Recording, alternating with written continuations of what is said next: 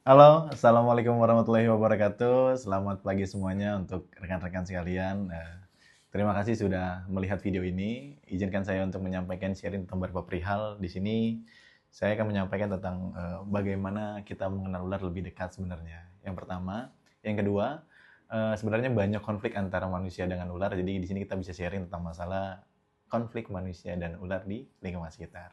Dan yang ketiga, cara penanganan versinya kalau ketika nanti ular datang ke dekat-dekat rumah kita kah ataupun lokasi tempat kita beraktivitas, bagaimana cara antisipasinya agar kita menghilangkan konflik antara manusia dan ular. Dan yang keempat, kalau andai hal yang tidak diinginkan adalah versinya, contoh misalkan ada gigitan ular. Nah, di sini kita akan sharing tentang masalah bagaimana cara penanganan gigitan ular pertama kali ataupun golden time ya. Golden time dalam arti menyelamatkan kawan kah, diri kah, untuk jangan sampai mendapatkan hal yang fatal ya. Oh iya, sebelum kita jawab panjang kali berkali tinggi, izin perkenalkan nama saya Desman Darmawan, biasa dipanggil Desman ataupun Desman Des. Saya kelahiran Jakarta 24 Desember 1997. Gitu. Jadi saya adalah anak ketujuh dari 7 saudara, jadi anak bontot lah, anak terakhir. Gitu. Saya tinggal di Tangerang, domisili saya. Sekarang, status saya sekarang sudah memiliki 3 orang, 2 orang putra dan 1 orang putri, dan istri tercinta. Ya. Jadi saya adalah salah satu Maskal Siok ataupun dari salah satu anggota disebutnya Maskal ya, Maskal Siok, Yayasan Luar Indonesia yang berdiri pada tahun 2003, dan alhamdulillah pada tahun 2013 kita sudah menjadi yayasan. Izin di sini saya menyampaikan ataupun meluruskan tentang masalah mitos ataupun fakta ular. Ya, kan ada beberapa banyak permasalahan antara manusia dan orang ini yang beranggapan bahwa ular ini adalah hal yang banyak mistisnya gitu. Ya, yang pertama satu misalkan adalah ular takut dengan garam. Ya, versinya kalau ular dan garam, ular itu tidak takut dengan garam karena mereka bukan keluarga moluska ataupun mereka yang tidak memiliki lapisan kulit luar yang tebal. Jadi kalau ada orang yang bilang ular takut dengan garam, sebenarnya itu tidak valid, tidak betul gitu. Dan yang kedua, mungkin ada beberapa ular itu mungkin takut dengan belerang ya. Jadi ya tidak juga, karena kalau kalau kita lihat dari beberapa komoditas ekspor, banyak kulit ular ataupun kulit-kulit reptil lainnya yang dikirim ke luar negeri untuk bahan baku sebagai dompet kulit ular, sepatu kulit ular, ataupun tas ataupun jaket ataupun celana kulit ular. Jadi ular ini sangat tebal kulitnya. Jadi kalau dengan garam ataupun belerang, kita pun masih bisa megang belerang ataupun kita bisa megang garam. Lalu kenapa mereka harus bereaksi terhadap benda tersebut gitu. Sip. Oh iya, sejauh yang saya pelajari, yang saya senang dalam dunia ular, sebenarnya ular ini termasuk hal yang sangat unik. Itu kita lihat dulu dari bentuknya. Yang pertama, ular itu adalah bulat dan memanjang ya, lebih condongnya adalah panjang karena dari bagian beberapa bentuk ular ini banyak bentuknya. Jadi ada yang bentuk bulat sempurna kah, ada yang bentuk seperti lempengan seperti segitiga kah, tapi tidak sempurna. Jadi banyak kalau kita dari karakter bentuk badan dan ular, dan bentuk sisiknya pun berbeda-beda. Jadi karena di Indonesia ini sangat keanekaragaman ular ini banyak banget, mungkin lebih dari 300 jenis. Tetapi dari 300 sekian, mungkin hanya 15% yang berbisa tinggi. Jadi sebenarnya ular itu tidak harus di mindset bahwa ular itu adalah hal yang berbahaya ataupun hal yang menakutkan. Tetapi ular ini bisa kita kenali, tak kenal maka tak sayang. Jadi kalau kita kenal, bukan kita harus menyayangi ya, dalam arti kita bisa antisipasi sebenarnya. Jadi dengan sekian banyak ular di pulau Indonesia ini yang banyak ya, mungkin ada beberapa pulau di Indonesia, anggaplah kita yang di Pulau Jawa. Di Pulau Jawa ini mungkin sekitar hanya 15% dari 300 sekian jenis ular yang berbisa tinggi. Jadi ada salah satu contohnya jenisnya mungkin ada neurotoksin, hemotoksin, kardiotoksin, citotoksin, dan lainnya mungkin ada sekitar 7. Jadi nanti teman-teman bisa referensikan dari googling, jadi efek-efeknya apa saja. Jadi mungkin kebanyakan untuk garis besarnya, mungkin kebanyakan yang melihatnya adalah neurotoksin dan hemotoksin, menyerang saraf dan menyerang peredaran darah biasanya.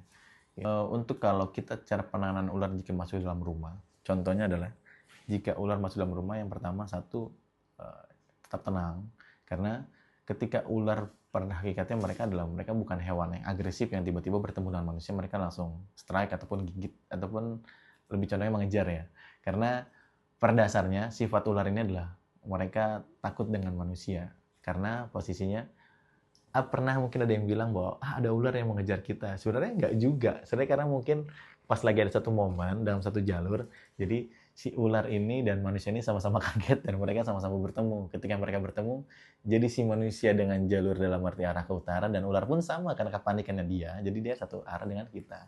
Karena pada dasarnya mata ular ini sebenarnya nggak seperti mata kita. Jadi kita melihat warna merah, biru, ataupun dan lainnya secara jelas. Ataupun kita bisa membedakan, oh ini cantik, itu pun jelek, ataupun ini putih ataupun hitam. Tapi ular hanya lebih condong mereka akan melihat warna itu adalah hitam dan abu-abu. Karena pada dasarnya mereka hanya melihat bentuk siluet sebenarnya. Jadi kalau dibilang ular penglihatan tajam, mungkin mereka lebih condong adalah sensor J caption-nya yang bisa mendetek kita wujud panas kita seperti apa. Jadi kalau secara anatominya, ular itu satu dia bulat dan memanjang, dilapisi dengan sisi kulit yang tebal, dan mereka lebih condong memiliki sensor J caption. Sensor J caption ini kayak lidahnya bercabang dua, itu seperti partikel nano. Jadi dia bisa mengambil kanan dan kiri untuk mendetek manakah ini suhu panas manusia, manakah ini suhu panas untuk mangsanya gitu. Ada beberapa teknik kalau misalnya kawan-kawan ini bertemu dengan ular sebenarnya. Yang pertama satu, teknik kita bertemu ular biasanya kita lebih condong, kalau Muscle Sioux di Indonesia ini lebih condong kita nyebutnya adalah teknik stop. Apa teknik stop? Teknik stop itu adalah silent yang pertama, karena stop itu memiliki singkatan dan ada artinya. S itu silent, yang kedua adalah thinking, O-nya adalah observasi, P-nya adalah prepare or planning kalau menurutku seperti itu. Jadi kawan-kawan kalau bertemu dengan luar lebih condong kita harus diam. Ini berlaku hanya di bawah 2,5 meter. Gitu. Versinya. Pertama, kita silent, diam dulu, tetap berpikir, lalu observasi tempat kanan dan kiri, takutnya jurang, tiba-tiba kita ke jurang kan nggak mungkin juga. Gitu. Ketika lagi di hutan ataupun di tempat-tempat yang dataran tinggi. Dan tetap prepare or planning. Jadi kita tetap apa ya? Kita tetap menyiapkan gimana selanjutnya ketika bertemu dengan ular, kita planning, kita harus langsung untuk antisipasi menjauhi ular. Gitu. Tapi ada pertanyaan misalkan nih, Mas Desman, gimana kalau misalkan aku ketemu dengan ular tapi posisinya ularnya panjangnya adalah 5 meter ya? Kalau versinya memang jaraknya memungkinkan, ya pakai langkah 1000 lari. Karena biasanya kalau orang-orang profesional itu kan lebih condong menangani ular ini di atas 4 meter itu lebih condong harus lebih dari 2 orang. Kalaupun 3-4 meter mungkin ditangani oleh orang ahli minimal 2 orang. Karena nggak sembarang orang untuk kategori ini bisa untuk terbiasa menangkap ular karena banyak resikonya juga yang berbahaya. Gitu. Terus andai pun misalkan Mas Desman nih, andai kan kalau misalkan kalau kita misalkan lagi bekerja ataupun di halaman sekitar ataupun gimana pun kita tergigit oleh ular. Jadi kita biasanya adalah teknik imobilisasi yang pertama. Yang pertama pastikan satu yang aman dulu orangnya sebenarnya ketika digigit nih, aman dulu orangnya, aman dulu ularnya. Bukan mengamankan ular dalam arti ularnya sudah pergi kah ataupun ular sudah jauh dari manusia. Jangan sampai nanti tergigit lalu ularnya masih dekat kaki kita injek digigit lagi, nggak seperti itu. Jadi konteksnya yang pertama amankan dulu orangnya, amankan dulu ularnya. Kalau bisa buru-buru shoot ataupun foto langsung ularnya biar tahu identifikasinya. Dan yang kedua, teknik ini imobilisasi itu lebih condong kita lihat dulu. Biasanya kalau memang ini kita buat elastic banded ataupun kategorinya pakai pembidaian. Teknik pembidaian. Anggaplah ini adalah ular yang versinya adalah hemotoxin gitu. Kalau hemotoxin berarti kita langsung pakai pembidaian, kita bidai di bagian tangan, misalnya kita bidai di bagian tangan. Nah, bidai bagian tangan, satu untuk masalah pembidaian kalau memang di bagian tangan, satu untuk masalah pembidaian full sampai di sengsel sebagian bagian tangan. Karena posisinya untuk apa? Kalau di bagian tangan, misal contohnya ya, kalau di bagian tangan untuk versinya biar dia tidak pergerakan di bagian tangan. Jadi untuk memperhambat si bisa ular ini sampai ke peredaran darah lainnya ataupun sampai ke jantung. Gitu. Nah, ketika lagi seperti itu tetap tenangkan gimana caranya ketika si korban sudah ditenangkan seperti ini, korbannya tenang, lalu hubungi rumah sakit ataupun instansi gawat darurat yang terdekat, lalu bawa ke sana, lalu sampaikan dengan ciri-ciri ular bisa tinggi, kategorinya ini gigitan seperti ini ular seperti ini, dan mereka harus tetap tenang. Ingat, harus disadarkan korbannya, jangan sampai tidak sadar.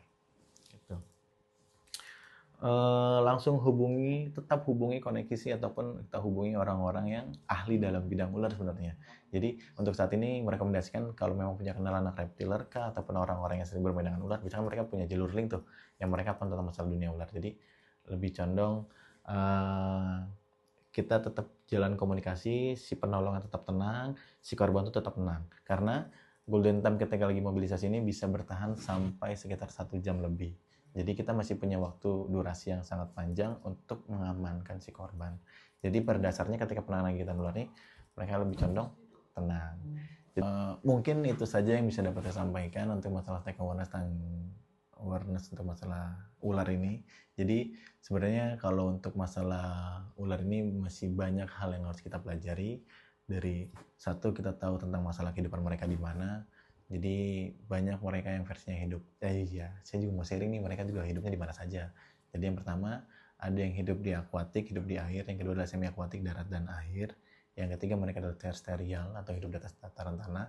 Fossorial juga ada yang dalam tanah. Dan versi juga mereka ada yang arboreal di atas pohon. Jadi ular itu bisa di mana saja. Ular bisa hidup di mana saja. Jadi terus tentang masalah dunia ular terus digali, terus banyak membaca kalau saya pribadi ya. Jadi biar kita tetap aman dari bahayanya ular. Sebenarnya kalau kita tahu bahayanya, mungkin kita akan jauh banyak antisipasi untuk cara penanganannya. Oke, mungkin itu saja dari saya, Desmond Darmawan. Saya ucapkan banyak terima kasih atas rekan-rekan yang sudah hadir pada hari ini. Terima kasih juga yang buat nonton. Semoga video ini bermanfaat untuk rekan-rekan. Saya ucapkan mohon maaf jika ada salah-salah kata ataupun hal penyampaian itu kurang tepat. Wassalamualaikum warahmatullahi wabarakatuh.